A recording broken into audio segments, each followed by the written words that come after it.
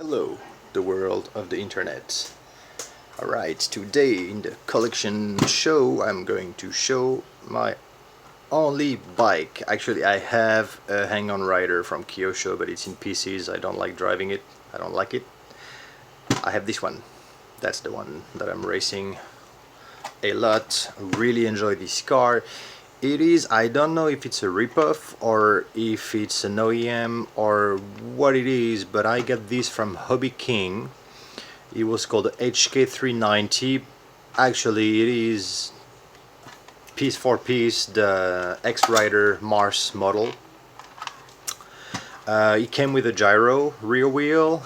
It came with a metal crash bars on the side that you could bend around, and it came with a different pre-painted body, but that body I'm using it, I removed the top of the driver and I put my action cam, and so I can shoot. You can see on the channel I have a few videos of this bike driving on the track, on my local track. And that is a 1.8 motorcycle, electric powered motorcycle that I really enjoy. It's a lot of fun, and let's go right into it. It's a pretty simple model. This one does not have any disc brake like the Saturn have or the big 1.5 have.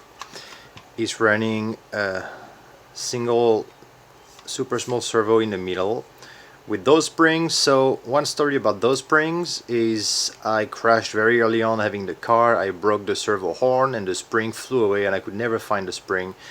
And at my local hobby stores nobody sells springs. And online I saw the price for the springs and I thought, like, those are springs, they shouldn't be that expensive. So I went to a stationery store and I bought myself a couple of ball pen, click pen, and I destroyed them and I took the springs from them, and that cost me nothing, and those work really well. So this is the steering setting for this car.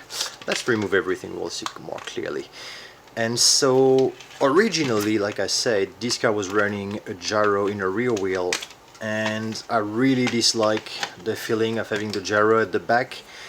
It just, the bike just does not want to lean at all. It wants to, whatever position it is in, it's resisting it. So the day I removed the gyro and went with regular wheels, the bike is super lively. It flies from left to right really quickly.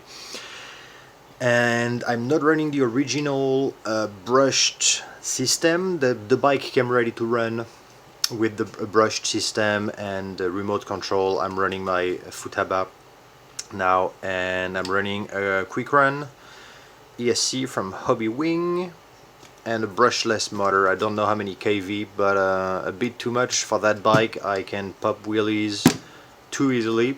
So although it's a fairly heavy bike, but yeah, this bike is a blast to drive. Those are not the original tires. The original tires have grooves in them. They're not bad, but I just went for the slicks. They were a bit more pricey, but the grip just makes all the difference in the world on the track.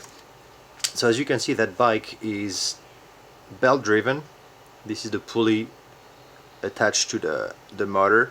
This is actually not the original pulley that came with the car. This is the pulley from the Fijon drift chassis, this weird drift chassis that has all the interior panel four-wheel drive, but is running a pulley directly on the motor. So this is a cool little piece to get to do direct drives, and then goes to another pulley, the rear belt for the rear wheel.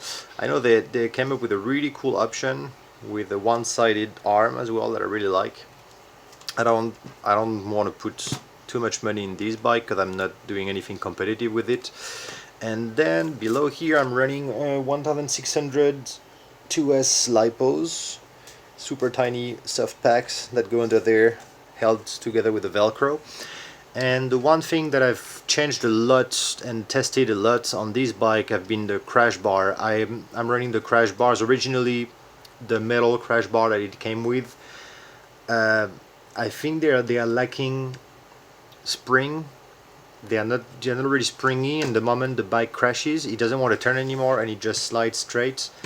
and on high speed it's not a problem, but I'm running on a track that's really low speed with the turns are really near each other, and if I lean I need to be able to lean back to the other side very quickly, and the original crash bar just didn't work out for me where I'm driving.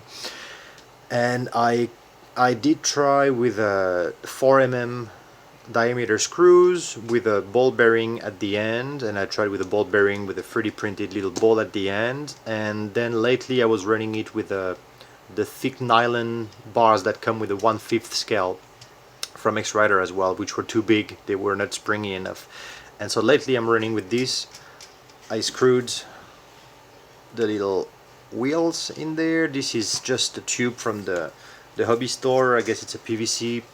It's fairly soft, but not too bad, but it's kind of springy, and so this way I can lean quite a lot. I 3D printed those just so I can have an angle. The original aluminum mounts are 90 degrees, they're straight, so this one I printed with an angle, and I can print different angles, and so that works really well at the moment.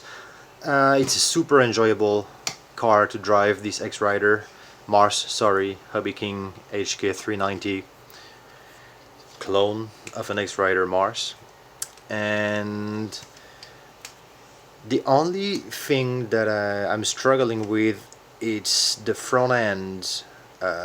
You really need to make sure that you have no play at all of the wheel, that it's perfectly in the axle. If anything is a little bit loose, the wheel is gonna, you see that the wheel is moving is not a big deal, but those tubes in the suspensions can move a little bit side to side, and this makes the wheel really, you know, you have this the handlebar wiggle that you would have on a real bike from time to time. You have it when you brake, and so this is something I'm struggling a bit with this bike, especially on tracks that requires a lot of braking from high speeds to pretty much nothing to do some sharp turns.